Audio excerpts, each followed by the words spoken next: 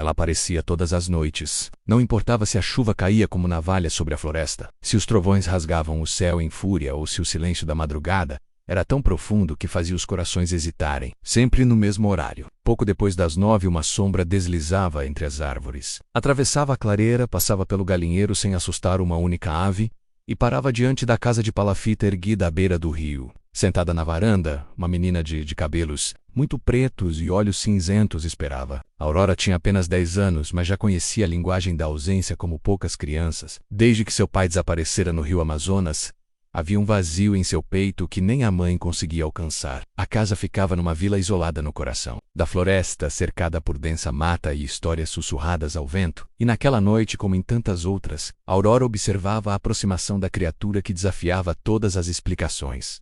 Não era um cachorro, nem um felino comum. Era uma pantera negra. Uma adulta, musculosa, silenciosa como a noite, com olhos que brilhavam como brasas. Mas ela não atacava, não rosnava, não fazia sequer um ruído. Apenas se deitava diante da janela do quarto de Aurora e ficava ali, imóvel, como uma guardiã. Ao longe, as corujas pareciam acompanhar aquele ritual com respeito. Dentro da casa, a mãe de Aurora, Dom Eliane, fingia dormir, embora o coração lhe pesasse de preocupação. O que fazer diante de algo tão inexplicável? A primeira vez que a viram foi num entardecer abafado, quando o sol tingia o céu de laranja e a floresta suspirava em calor. A Aurora estava sentada na escada da casa, desenhando no chão com um graveto. A pantera surgiu das sombras, parou a poucos metros e ficou observando. A menina não gritou, não correu, levantou-se devagar e disse: "Você voltou."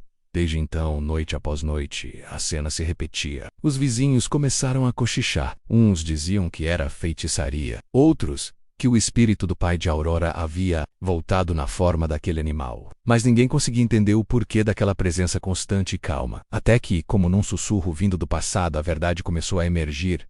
2 anos antes, quando Aurora ainda era uma criança risonha. Seu pai, Mauro, um homem de mãos largas e alma gentil, trabalhava como guia florestal. Conhecia a mata como poucos. Era respeitado pelos povos ribeirinhos, amado por quem dependia da floresta e de suas histórias. Numa manhã de janeiro, ele e a filha haviam saído cedo para uma trilha curta até uma cachoeira escondida. Foi nesse caminho que encontraram uma cena de partir o coração.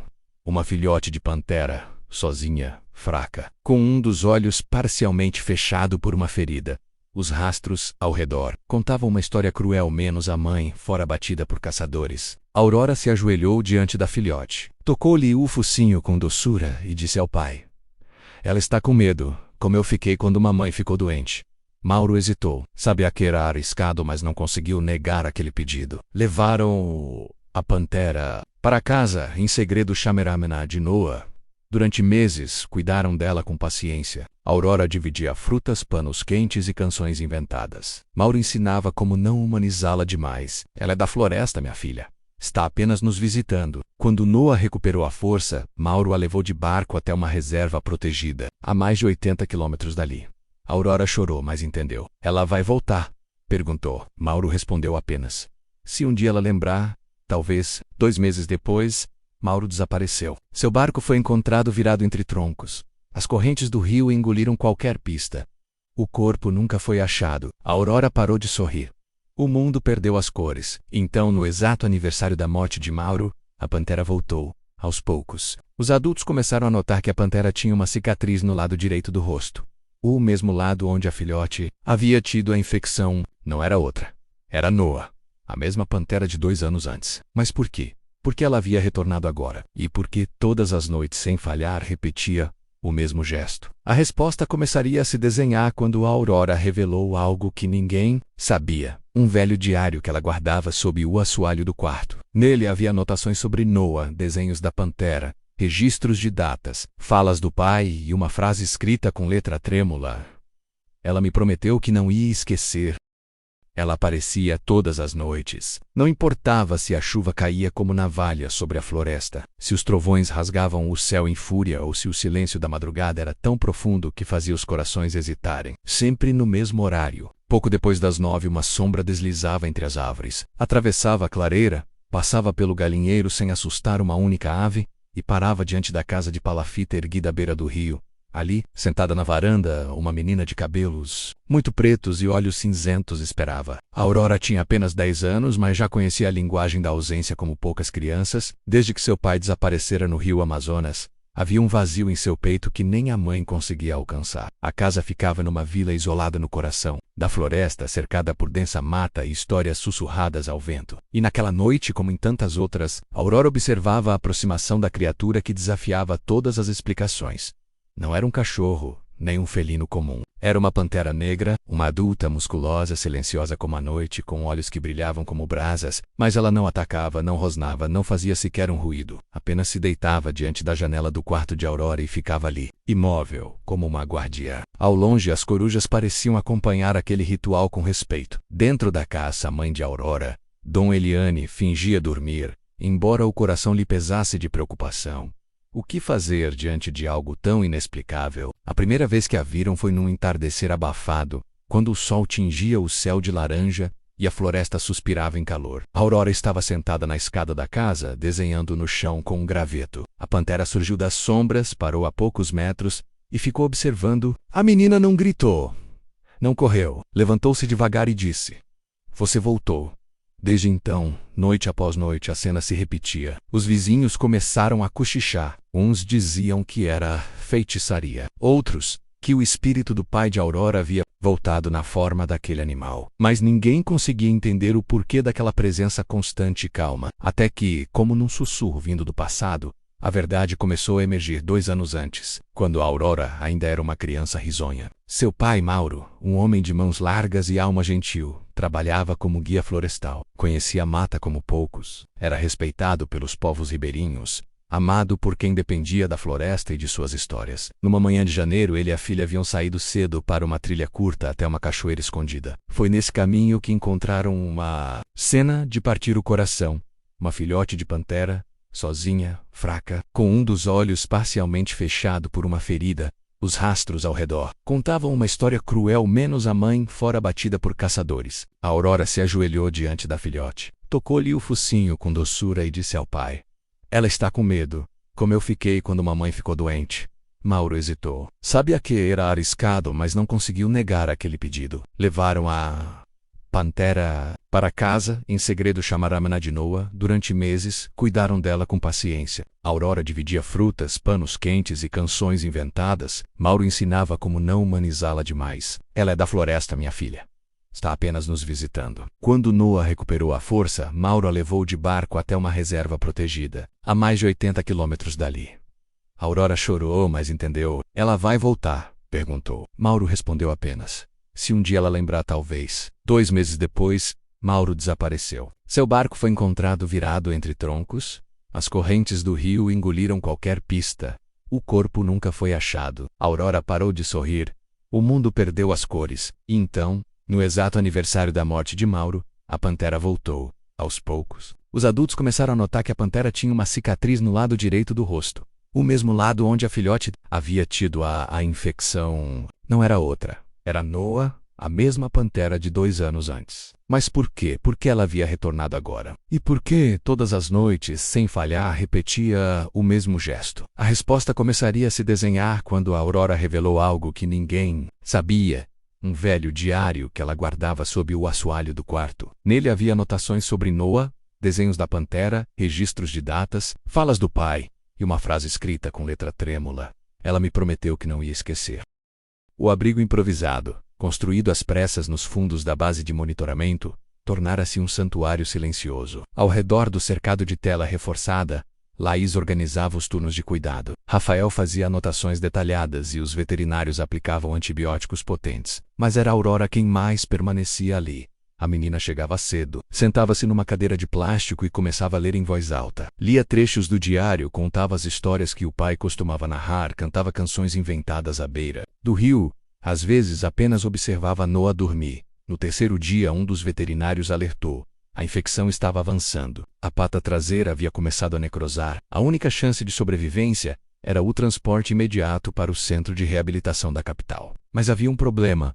A pantera estava fraca demais para uma sedação profunda. Era arriscado. Rafael hesitava.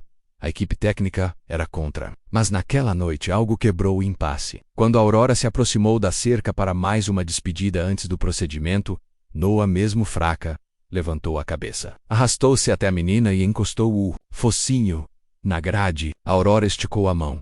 E por alguns segundos, as duas permaneceram ali, separadas apenas por uma tela fina e o tempo que não perdoa. Ela quer lutar, disse Rafael, com os olhos marejados, mas só vai conseguir se sentir que não está. Sozinha, decidiram sedá-la com uma dose mínima, suficiente para o transporte, mas não agressiva ao sistema debilitado, e assim partiram antes do amanhecer, em uma caminhonete adaptada. Aurora seguiu junto, acompanhada por Rafael e Laís. A cada curva da estrada, ela mantinha um olhar fixo no corpo imóvel de Noah, repetindo em sussurros a mesma frase. Você vai voltar. Você me prometeu. A chegada ao centro foi dramática. Noah estava em estado crítico. Equipes se mobilizaram em turnos de emergência. Cirurgias foram feitas para remover os tecidos necrosados, hemotransfusões, suporte respiratório. A imprensa começava a chegar. Repórteres de todo o país queriam entender a história daquela pantera que dormia ao som da voz de uma menina. Mas foi apenas no 6º dia que algo mudou. Durante uma visita controlada, Aurora sentou-se diante da sala envidraçada onde Noah era mantida sob observação. Cantou uma antiga melodia, menos uma que o pai costumava assobiar enquanto lavava os pés no rio. A pantera, com esforço, virou a cabeça e então, de forma lenta e suave, girou 2 vezes sobre si e deitou. Rafael e Laís se entreolharam. Era o gesto que Noah fazia quando filhote, sempre antes de dormir, menos como um ritual de conforto. É ela. É mesmo ela, sussurrou Laís. Noah sobrevivera, e não apenas com técnica. Sobrevivera porque a alma dela havia se agarrado ao vínculo que dividia com aquela menina de olhos cinzentos e passado ferido. Dali em diante, a recuperação foi rápida. Noah voltou a caminhar, ainda que com dificuldade. Começou a comer por conta própria, e cada vez que Aurora a visitava, sua melhora se acelerava. A equipe do centro decidiu iniciar o processo de reintegração à natureza. Mas não como antes. Desta vez, Noah teria um lugar para onde voltar. E Aurora também. A viagem até o centro de reabilitação foi longa e tensa. A equipe médica se revezava em cuidados contínuos, monitorando os sinais vitais de Noah a cada quilômetro. Ao chegar, os especialistas já estavam de prontidão. Aplicaram antibióticos, trataram os ferimentos e mantiveram o recinto em silêncio total, com iluminação mínima. Mas foi na 3ª madrugada que algo aconteceu. Noah levantou-se pela primeira vez trêmula. Caminhou até a parede de vidro e ali parou. Aurora, do outro lado, a observava com os olhos cheios de lágrimas. Era uma visita controlada, mas bastou para que a pantera reconhecesse sua presença. Ela encostou o focinho no vidro e Aurora, emocionada, repetiu o gesto. Uma cena registrada pelas câmeras do centro e que logo se espalhou. O caso ganhou repercussão nacional. Jornalistas, documentaristas, ambientalistas, todos queriam entender a história daquela pantera e daquela menina, mas nenhum equipamento foi capaz de traduzir o que havia entre as duas. Era algo ancestral, sagrado. A recuperação de Noah foi surpreendente. Os veterinários diziam que se tratava de um milagre, mas Aurora corrigia. Não foi milagre. Foi amor.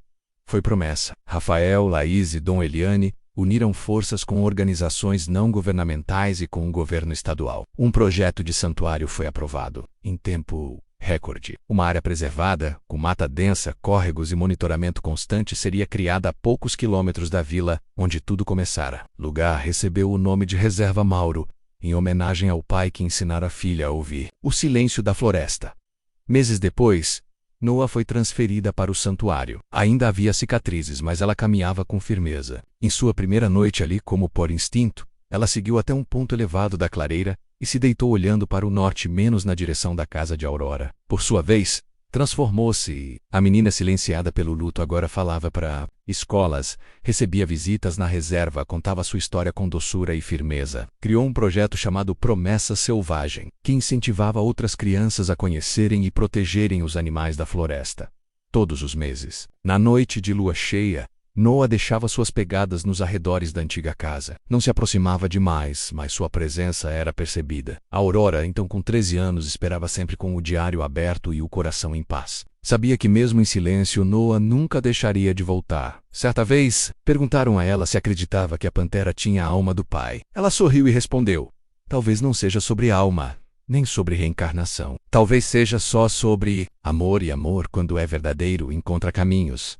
A história de Aurora e Noah cruzou fronteiras. Foi contada em livros, virou documentário premiado e inspirou projetos de reabilitação em outras regiões. Mas, para Aurora, o mais importante era uma coisa só: manter a promessa. E todas as vezes que a lua cheia surgia sobre a copa das árvores, lá estava ela, sentada na varanda com o diário no colo. Às vezes via a silhueta negra entre as sombras, outras vezes só o som suave das folhas mexendo. Mas ela sabia, Noah estava ali. Sempre estaria, porque alguns laços, dizia Aurora, não se rompem nem com o tempo, nem com a morte. Eles apenas se transformam. Se essa história tocou seu coração, deixe seu comentário aqui embaixo e compartilhe com alguém que acredita na força do amor entre humanos e animais. E se ainda não for inscrito no canal, aproveite agora. Parasaiyan, a cada nova lua cheia, a gente traz mais histórias como essa. Até a próxima.